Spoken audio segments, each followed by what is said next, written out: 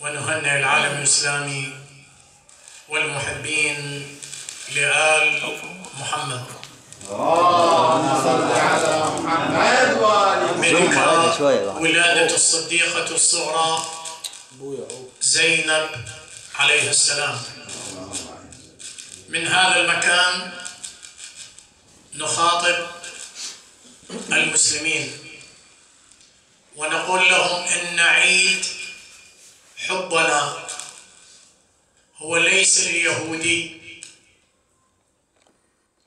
ليس لمن لا يعرف الله، إنما عيد الحب عند شيعة أهل البيت هو الحب والولاء لآل محمد. اللهم صل على محمد وآل محمد. واليوم نحتفل بعيد الحب لعقيلة بني هاشم زينب شقيقة الإمام الحسين الذي قال فيه رسول الله: حسين مني وأنا من حسين. إذا نحيي عيد الحب لآل محمد والنهضة الحسينية وصاحبة الفضل الكبير على بقاء النهضة الحسينية في عالمنا الإسلامي كافة هو زينب عقيلة بني هاشم. فنسأل الله أن يحفظ الجميع ويحفظ المجاهدين في ساحات القتال ويسدد ضرباتهم على اللعناء أولاد اللعناء ويهلك المفسدين من حكام العراق الذين خلت نفوسهم من الخير إلى الشعب العراقي، التي خلت عقولهم من حب الشعب الذي اختارهم وانتخبهم ليكونوا قادة لهم، فهؤلاء خانوا الدين وخانوا الوطن وخانوا الحشد الشعبي وخانوا المرجعية العليا. فنسأل الله أن يحفظ المجاهدين ويسدد كل أفعالهم وصولاتهم وجولاتهم على اللعناء الدواعش ومن أيدهم، لا سيما الشيطان الأكبر أمريكا وتركيا والسعودية وقطر. والآن نبدأ احتفالنا بعيد الحب لذكرى ولادة العقيلة زينب. صلوا عليها بأعلى أصواتكم. اللهم صل على محمد وآل محمد. يا آل بيت رسول الله حبكم فرض من الله في القرآن أنزلوا، كفاكم من عظيم الشأن أنكم من لم يصلي عليكم لا صلاة له. اللهم صل على محمد وآل محمد. قسما بمكة والحطيم وزمزم والراقصات وسعيهن إلى منى، بغض الوصي أخو النبي علامة تبدو على جبهات أولاد الزنا، من لم يوالي في البرية حيدرة سيان عند الله صلى أم زنا صلاة. اللهم صل على محمد وآل محمد. عبد الباقي العمري: ماذا أقول بمن حطت له قدم في موضع وضع الرحمن يمناه.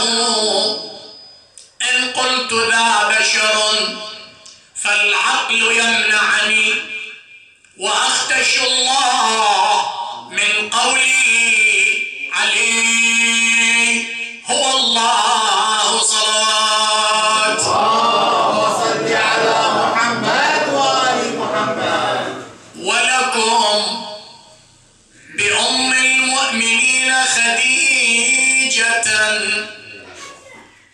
مثلا من الإيمان والإنفاق،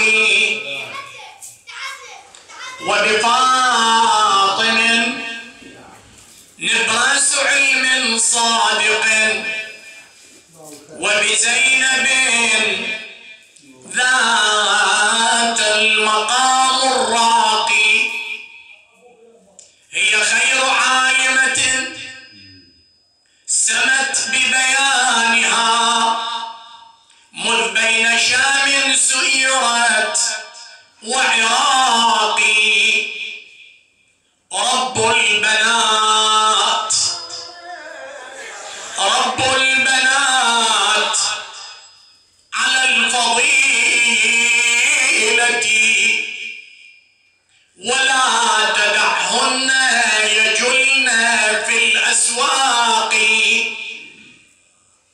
ففي بيوتهن شؤون كثيرة كشؤون رب البيت والمزراق. الأم مدرسة إن أعددتها أعددت جيلا طيب الأعراق.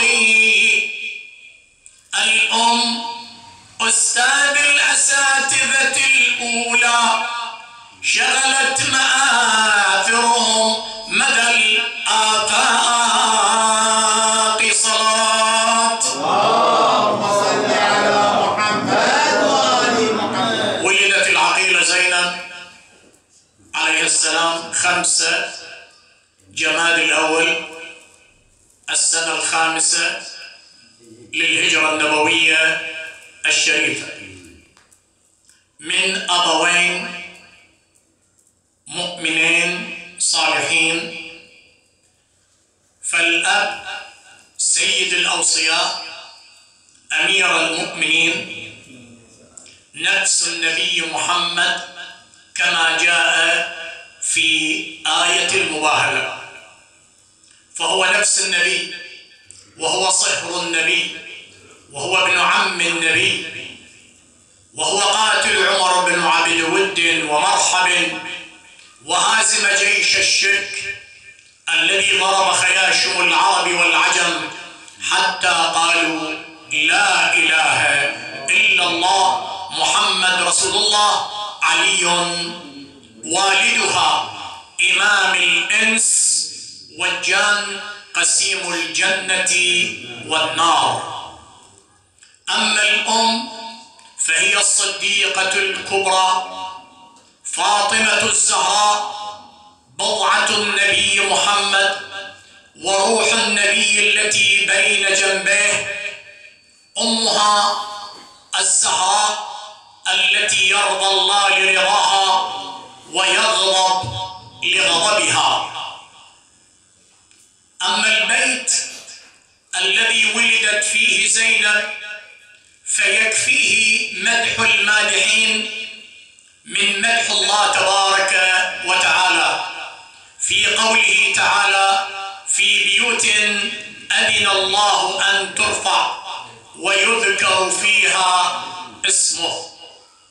إذن الله يريد أن يجل هذا البيت، حتى أن النبي محمد صلى الله عليه وآله لا يدخل هذا البيت إلا باستئذان. فلما سأله الصحابة قال: الله أمرني بتعظيم هذا البيت وتقديسه وإكبار هذا البيت لأجل من يسكنه وهو علي بن أبي طالب وفاطمة الزهراء. هذا البيت لا يدخله جبرائيل عليه السلام والملائكة إلا أن يقبلوا عتبته. يا باب فاطمة لا قرأت بريبة، ويد العدا سدلت عليك حجابا، أولست أنت بكل سادن مهبط الأملاك فيك تقبل الأعتاب. إذا شنو هذا البيت؟ اللي يقبلون العتبة مالته. في هذا البيت ولدت زينب. الصحبة، من أصحاب زينب عليها السلام؟ أصحاب زينب سيدا شباب أهل الجنة، صاحبة رسول الله، سيد الأنبياء والمرسلين، ووارث علوم الأولين والآخرين، سيد ولد آدم. إذا تخرجت من جامعة النبي محمد تحت معلمين زكاهم الله بآية التطهير، وهم أصحاب الكساء. الكنى والاسم. اسم زينب أنزله الله تبارك وتعالى وبشر به النبي جبرائيل عليه السلام قائلا: سميها زينب، بعد أن سأل الزهراء عليها السلام: هل سميت ابنتي؟ قالت: ما أنا سابقة أمير المؤمنين بتسميتها. قال: يا علي سميتها. قال: ما أنا سابق رسول الله بتسميتها. فقال النبي صلى الله عليه وآله: وما أنا سابق ربي بتسميتها. فنزل أمر الله أن سميها زينب. اللهم صل على محمد. ما هو التأويل في هذا الاسم المتكون من أول حرف زاء؟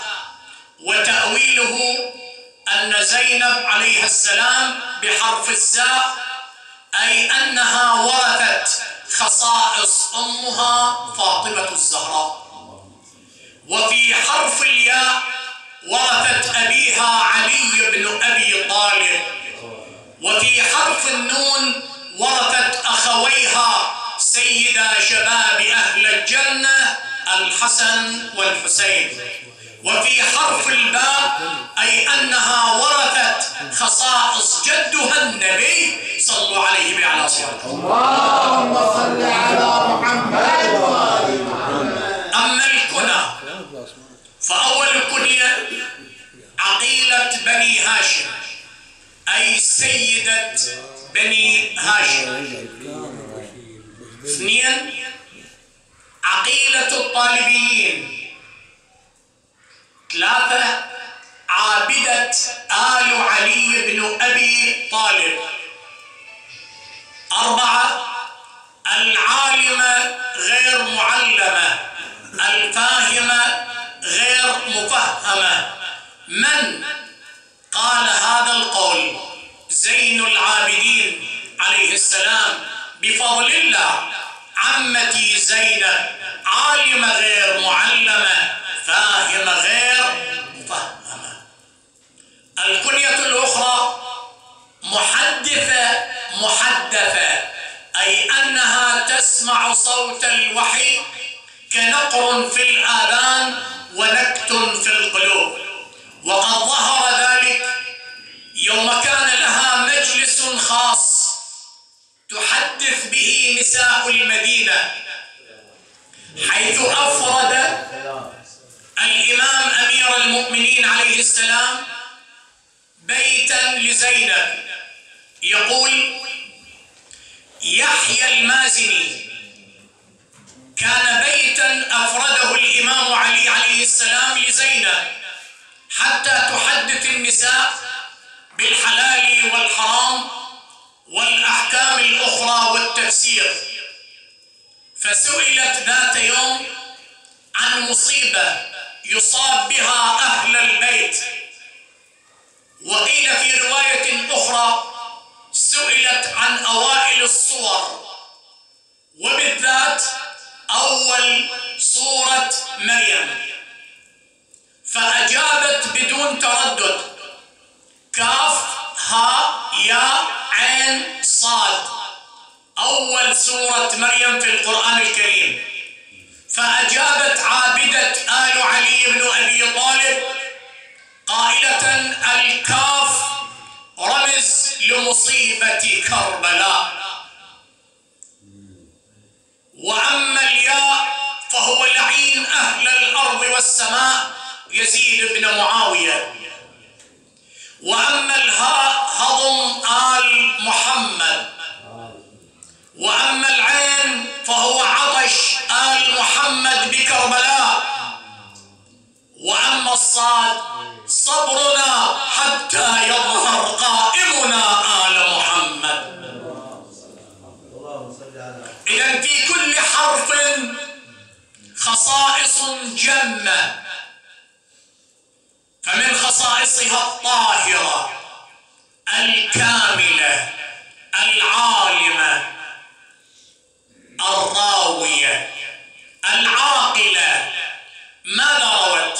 فقد روت زينب عن جدها رسول الله وأبيها أمير المؤمنين، وروت عن أمها الزهراء، وإلى يومنا هذا لا توجد رواية عن خطبة فدك إلا ما نقلته زينب بنت أمير المؤمنين، حيث أنها حضرت مع أمها مجلس الخليفة أبي بكر، وما هو بخليفة حق، وهذه نتائج الشورى. ولكن هل اتبع الشورى أبي بكر بعدما اقترب رحيله، أم أنه عين عمر بن الخطاب؟ فلماذا النبي لا يحق له أن يعين علي بن أبي طالب ويحق لأبي بكر أن يعين عمر بن الخطاب؟ فهي أما شورى كليا وأما تعيين. فإذا شورى لما لا يتبعوها بقية الخلفاء؟ وإذا تعيين فلماذا رفضتم تعيين الله وتعيين الرسول حينما نزلت الآية الكريمة: يا أيها النبي بلغ ما أنزل إليك من ربك وإن لم تفعل فما بلغت رسالته والله يعصمك من الناس. اتقوا الله يا أصحاب المذاهب، ألا تخافون لقاء الله وتقفون بين يديه والمنادي ينادي: قفوهم إنهم مسؤولون؟ أتتبعون الأهواء أم تتبعون القرآن؟ يراد لهم صحوة ضمير، صحوة دين، حتى يضع النقاط على الحروف فيعرفوا هل هم في صراط مستقيم أم في طريق ذا عوج. فإنا لله وإنا إليه راجعون. حياة العقيلة زينب بعد أن عرفنا البيت والأم والأب والكنى والاسم، نقول ماذا أظهرت من العلم. ذات يوم تسأل جدها رسول الله صلى الله عليه وآله: يا جد، أرى الناس تسأل المخلوق فيستمع إليها ولا تسأل الخالق وهم يصلون، أما يدرون إنما في ركوعهم ماذا يقولون؟ يقولون في كل ركوع: سمع الله لمن حمده عندما يقوم الركوع. إذن يعلم أن الله يسمع ويرى. فإذا كان الجليل يخاطب موسى الكليم وأخيه هارون: اذهبا إلى فرعون إنه طغى إني معكما أسمع وأرى، ونحن كلما نركع ونقوم من الركوع نقول: سمع الله لمن حمده. إذن إذن الله يسمع بس لموسى وهارون أم يسمع لنا أيضا؟ فلماذا تدعو المخلوق؟ لما لا تدعو شنو؟ الخالق. والقرآن الكريم يقول فلا تخشوا الناس واخشوني ولا تشتروا بآياتي ثمنا قليلا. والقرآن يخاطب العقول أولي الألباب. ماذا يقول له؟ وإذا سألك عبادي عني فإني قريب أجيب دعوة الداعي إذا دعاني فليستجيبوا لي وليؤمنوا بي لعلهم يرشدون. زينب تسأل أبيها أمير المؤمنين عليه السلام: أبا أتحبني وأخوي الحسن والحسين؟ أتحب رسول الله جدي وأمي فاطمة الزهراء؟ قال: كيف لا أحبكم يا ابنتي، وأدب عنكم بسيفي هذا، لو تسع عيني لوضعتكم في عيني وأطبقت عليها الأجفان. قالت: أبا أتحب الله؟ قال: وهل فينا أهل البيت من لا يحب الله؟ قالت: أبا أتجمع حبين في قلب واحد؟ أليس القرآن الكريم يقول: وما جعل الله لرجل من قلبين في جوفه؟ أليس القلب حرم الله؟ وعلينا أن لا ندخل حرم الله شيء إلا حبه.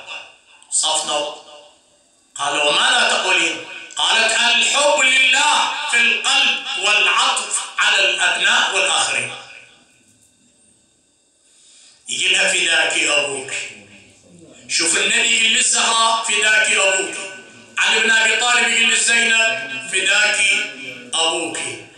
إذن الله خصها من اليوم الأول أن تشاطر الإمام الحسين في نهضته، فلا بد الجليل جل وعلا أن يهيئ العقيلة زينب لهذه المهمة. كما يقول الشاعر: فتشاطرت هي والحسين بنهضة شهد القضاء لهما أن يندبا، هذا بمعترك النصول بكربلاء وزينب من حيث معترك المكاره في السبا.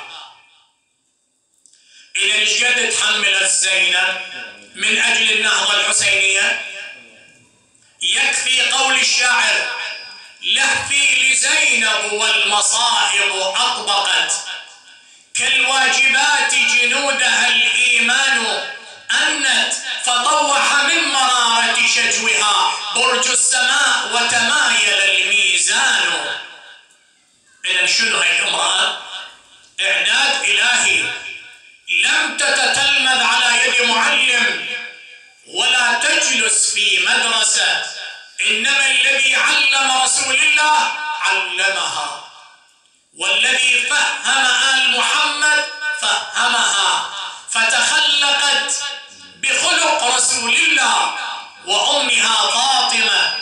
ويكفي مدحا لخلق الرسول قول الله تبارك وتعالى للنبي محمد: بسم الله الرحمن الرحيم وإنك لعلى خلق عظيم. إذن هل يسجل التاريخ ذنبا أو معصية على زينب؟ فالعصمة نوعين: عصمة كلية ل14 معصوم، وعصمة سلوكية جزئية. فزينب امتلكت العصمة الصغرى أي العصمة السلوكية أي العصمة الجزئية. والدليل على ذلك أنها قامت بدورين: الدور الأول حملت الإمامة نيابة عن الإمام زين العابدين من يوم عاشوراء إلى أن عادت إلى المدينة 14 ربيع الأول، أي بمعنى حملت الإمامة 64 يوم. إذن كانت مهيئة للعصمة، مهيئة للإمامة. وقامت بالدور الثاني حفظ إمام زمانها الإمام زين العابدين وسيد الساجدين علي بن الحسين. صلوا عليه بأعلى صوتكم. اللهم صل على محمد وآل محمد. وين حافظ عليه؟ أولا في كربلاء لما أرادوا أن يحرقوا المخيم الحسيني قالت إن لنا في الخيمة عليل إنه بقية الله في الأرض. النار تلتهب بأطراف ثوبها ودخلت تنجي إمام زمانها.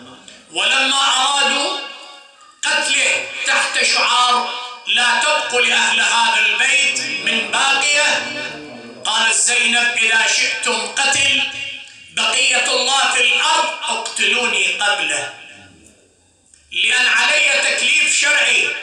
شنو التكليف الشرعي كان على زينب؟ حفظ إمام زمانها بعد غياب الرجال، ولو وجدت الرجال فهذا واجب الرجال، وإذا غابت الرجال تقوم النساء بحفظ إمام زمانها زين العابدين. وقفت في مجلس عبيد الله بن زياد. ماذا قال ابن زياد لزين العابدين؟ ما اسمك؟ قال أنا علي بن الحسين بن علي. قال ألم يقتل الله عليا؟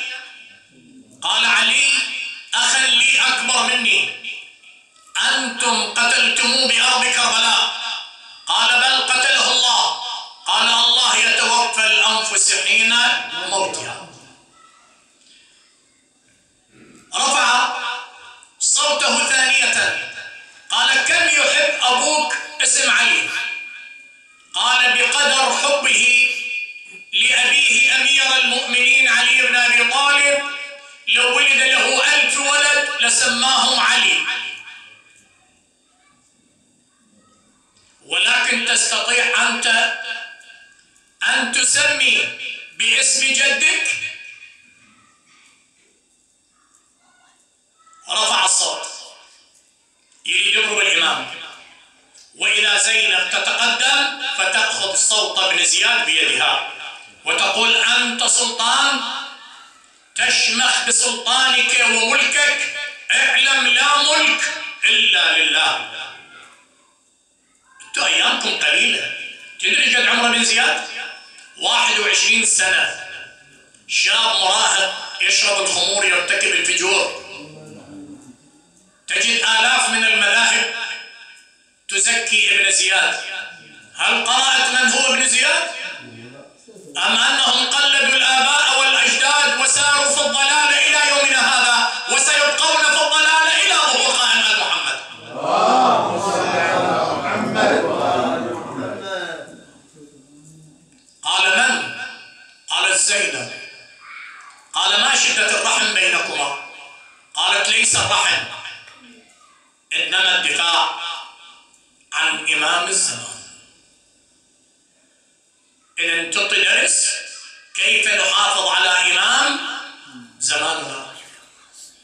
من أخذ درس؟ من العقيلة زينب، إلى أن سيرت واللعين بن زياد كيف يسيرها؟ فسألها كيف ترين فعل الله بأخيك الحسين؟ اسمع الجواب. قل لا أراه إلا خيرا. هؤلاء قوم كتب عليهم القتل والقتال فبرزوا إلى مضاجعهم، فسيجمع الله بينك وبينهم فتحاج وتخاصم وتعرف لمن الفلج يا ابن مرجان اللعينة. أي امرأة تخرج قنصرها فتشير بالخنصر إلى الناس أن اسكتوا فسكت الجميع كأن الطير على رؤوسهم. أليس هذه هيبة الله وهيبة رسوله؟ لأن هؤلاء العترة هم نور الله في الأرض. ولكن ما أعرف ليش البغض. إذن بمن نتأسى؟ بخديجة التي وهبت مالها لرسول الله من أجل الرسالة، أم بصاحبة العلم